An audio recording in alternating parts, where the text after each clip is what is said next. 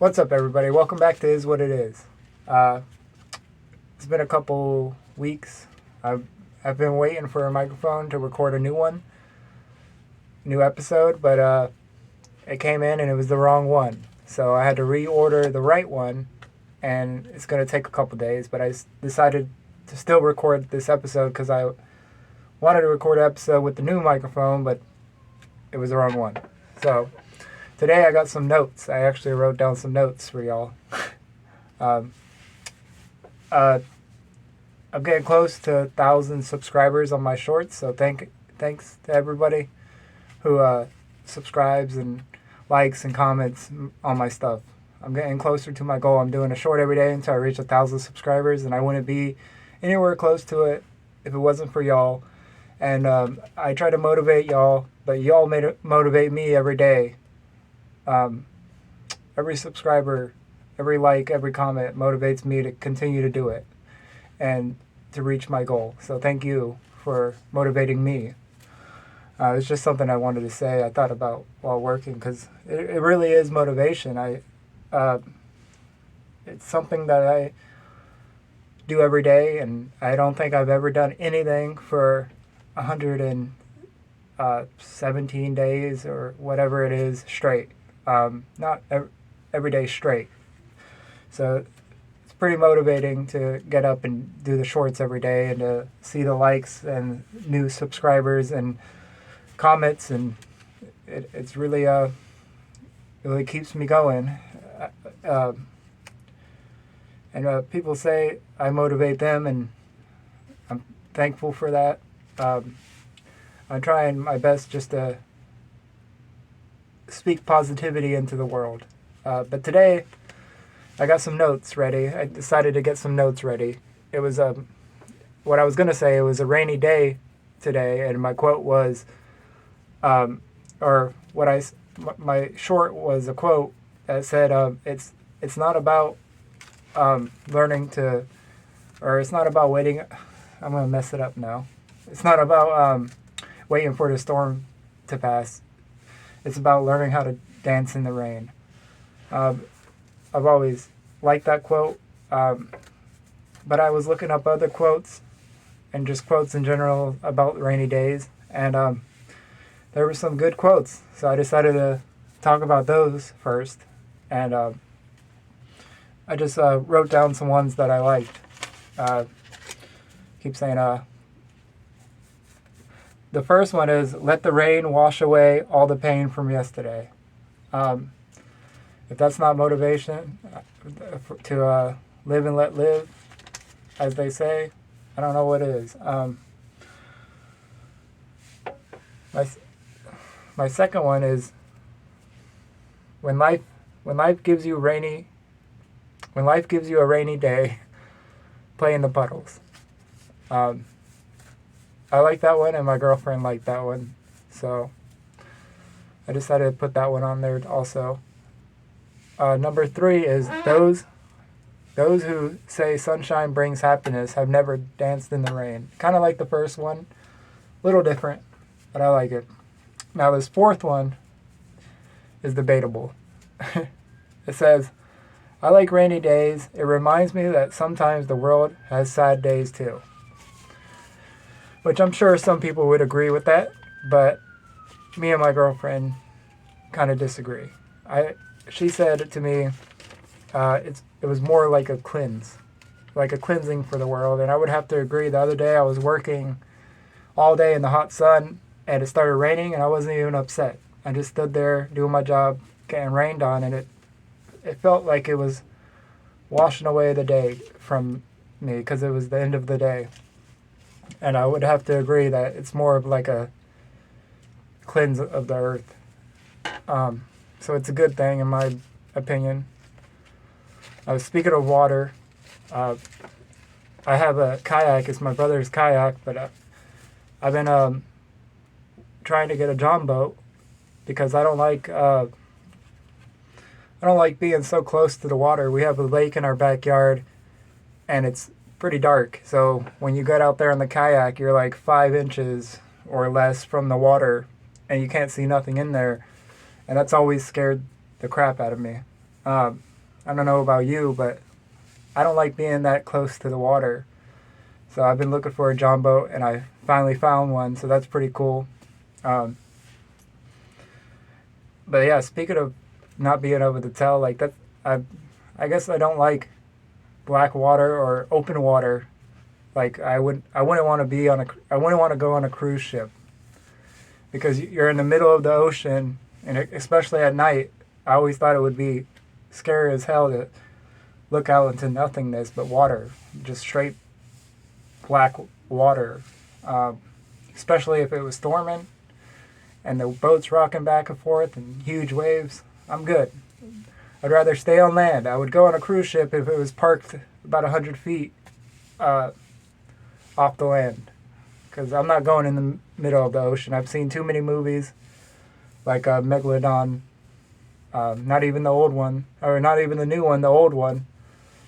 You know, those people are in the movies and they survive this huge shark attack, and then at the end of the movie, you see them on a boat in the middle of the ocean again, with another big shark swimming right under them. That's 3 times the size of the big boat they're on. That's not me. I'll stay on dry land, and I'll stay in my lake in my backyard on the John boat. But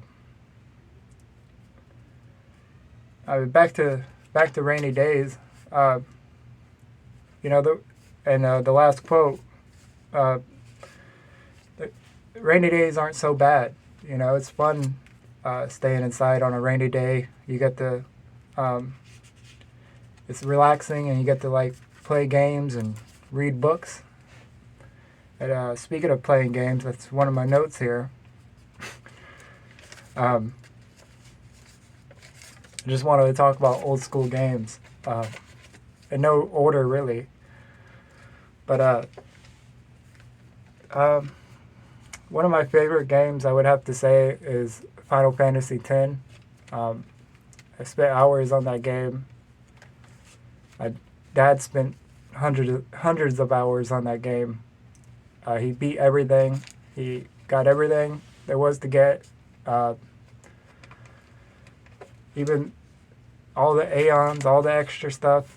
He had over 400 hours on that game, and if he messed up a part, he would restart it. He always was like that. Like on Halo. Halo was a good game. We used to play that the original one on Xbox, the original Xbox, and hang 'em high and stuff. You know, and the one-shot pistol. My dad never liked. He never liked like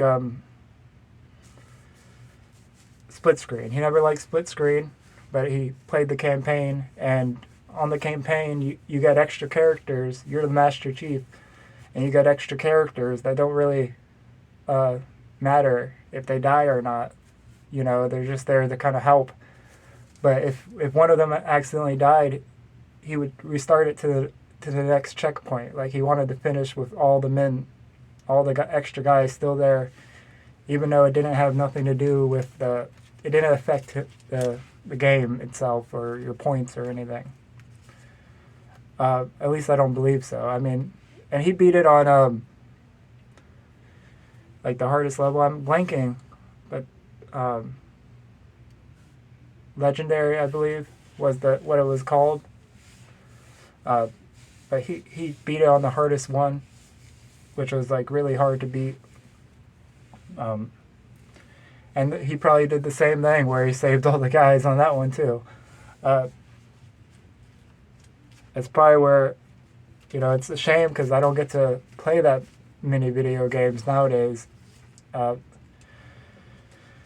know, and every time I go to play a game, it's always updating, and it takes like 30 minutes to hour to update, like Fortnite or, yeah, that's, you know, really all I play. I don't have time to play that much, but back in the day, I used to play a lot.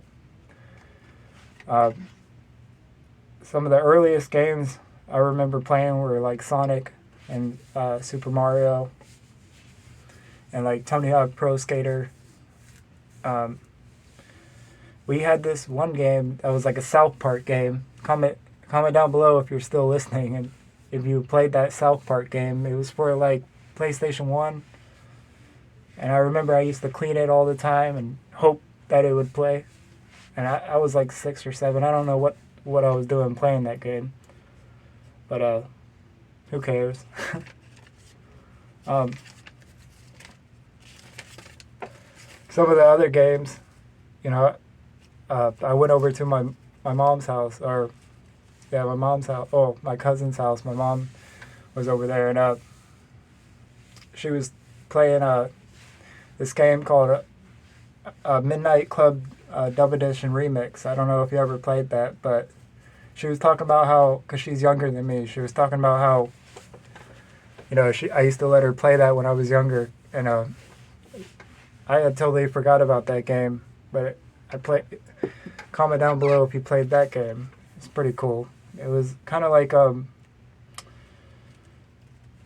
before, you know, where you got to customize your cars and stuff like that and do races. But it was like pretty good for its time. Back to like classic games. We had like GoldenEye and Perfect Dark. I never really played Perfect Dark growing up. I played GoldenEye a lot, and then later on I played Perfect Dark, and I like both of them. I like I don't know which one I like better, to be honest, but probably GoldenEye because it's the classic. I also played this game called Lego Racers, which I can't really find now. I don't know if they stopped making it or you have to have it for PlayStation 1 or whatever it was for. It was where you got to customize little Lego cars. And I always liked that game, but I wanted to get it for my kid. But they have one like that now, but it's not called Lego Racers. Sometimes on the Switch or the PlayStation 4 you could buy old school games. But, you know, digital games, but I couldn't find those. Couldn't find Lego Racer. My uncle used to play Counter-Strike, and that was like before Call of Duty. It was kind of multiplayer style, and I would sneak into his room and play Counter-Strike sometimes. That was pretty cool. But I really liked this game called Splinter Cell, and I'm sure everybody knows what Splinter Cell is, but you know, and Tom Clancy. But I like the original Splinter Cell, where you would like whistle, and you would hit people with little like tasers and stuff and knock them out. And you would have to creep in the dark, and you worked for the NSA, and you would have to go undercover even to the NSA and the Chinese embassy and stuff like that. Comment down below if you remember that. It was classic. I think the very first game I remember, actually, because I have it written down here, that I remember playing, really, the oldest game is Legend of Dragoon. My brother, James, he was real big into Legend of Dragoon, and he probably made it farther than I did. You know, it was a hard game, especially for a little kid, but well, for me. But I remember playing that game, and that game is kind of like the same style as the early Final Fantasies. I never really played the early Final Fantasies, but the style kind of reminds me of Final Fantasy VII, and you know, stuff like that. But and bringing it into combat. Mortal Kombat. Sorry. Mortal Kombat. We always played Mortal Kombat. That was a classic game, and one of my favorite Mortal Kombat games is Conquest, where you get to. It's like a role playing game, and you start off as this kid, and you grow up, and you can kind of like grow up evil or good. I believe it's been a while, but you could decide what kind of styles your character has. It's a pretty good game. And another game kind of where you could customize your own style and make your own decision, but it's totally different than Mortal Kombat is a Fable. Fable is a classic, especially the first one. You know, comment down below or like it if you played Fable. I got some other ones here, but I'm going to save for later for me and my girlfriend so we could talk about them. It's kind of hard talking about this stuff to myself or to the camera. And I'm still a little nervous. I don't know why. I tell myself not to be nervous, but it's hard.